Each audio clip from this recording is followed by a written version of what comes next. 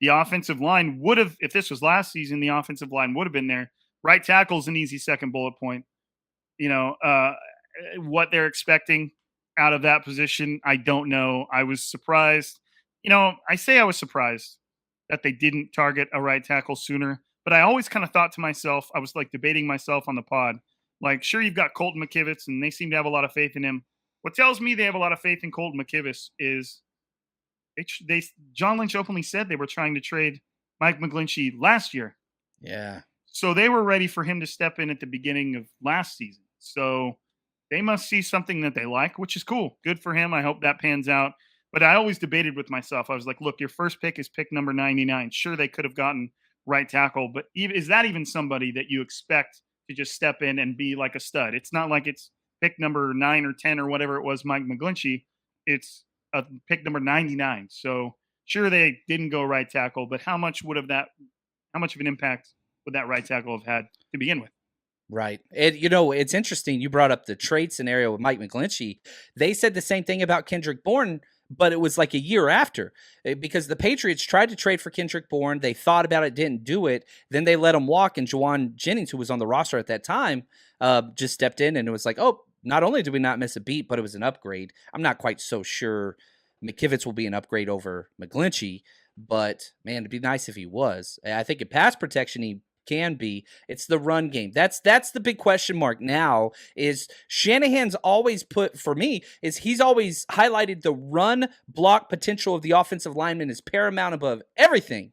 But now you've got two guys on that line, and Jake Brendel, who you signed long term, and Colton McKivitz, where run blocking's not really their thing. Not that they're bad at it, but there's a big difference from going from Alex Mack to Jake Brendel, and then Colton McKivitz. Mike McGlinchey to Colton McKivitz in the run game. Just the run game blocking is what I'm kind of highlighting here. Does it scare you a little bit that perhaps the Shanahan run game that's just been a staple for so long, literally before he even started calling plays with his dad and Kubiak, I don't think it's going to take a step back, though, just because everywhere else they're loaded. Am I seeing it the same as you? It's tough to say, man. For a guy that is, I mean, Shanahan is pretty self-aware. Like, he knows what he does.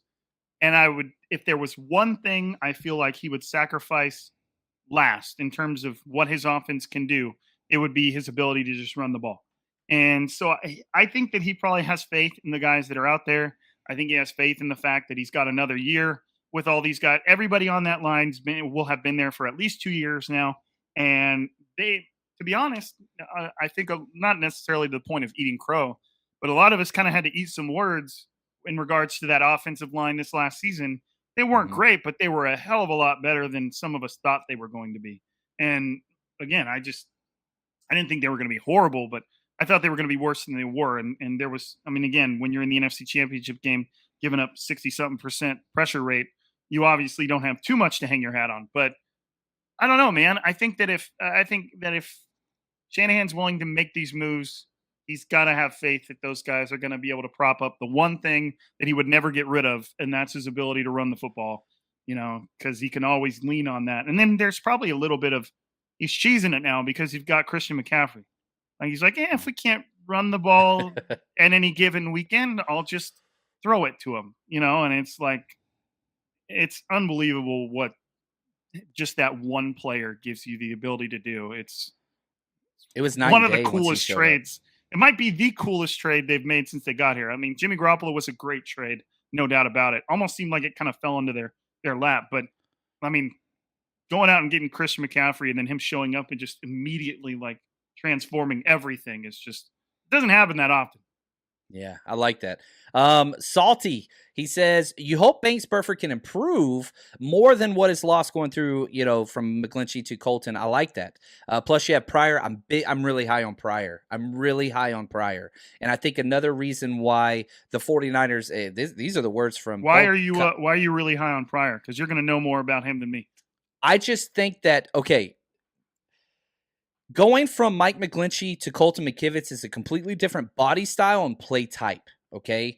Well, here he is against Aaron Donald. Pretty good. Locks in. Really good hand usage. I remember with this film. Yeah, sticking on him late. Yeah, I mean, you're gonna have to take my hands off you. So I like the just picking in the mental aspect of this game. He's I don't say he's dirty. He's annoying. There were so many times that he would draw penalties in college because like he just does stuff like this. Just kind of bully mentality, just like even just like afterwards, like walking right up on him behind, like it's just peck. McKivitz is mean, tough, dirty, locks on, punches. I mean, they're different body types, they're different personalities, they're different play styles, play strengths completely. Pryor is much more Mike McGlinchey. So you've got this Colton McKivitz. Look, let's do this. Let's put a nasty road grader, mean as hell dude in there, and let's see how he performs. That's much better in pass protection. And if that doesn't work out, guess what? You got McGlinchey light in Matt Pryor, big, tall, long. Just that's who he is. And he's more of the run guy. He's Mike McGlinchey. I watch his film and I'm just like, man, this is Mike McGlinchey. Now, he doesn't have the consistency that he had, and then even if that doesn't work out, you got Jalen Moore. And if that doesn't work out, you got Nick Zakelj. And then you're bringing in Joey Fisher. So you've got bodies.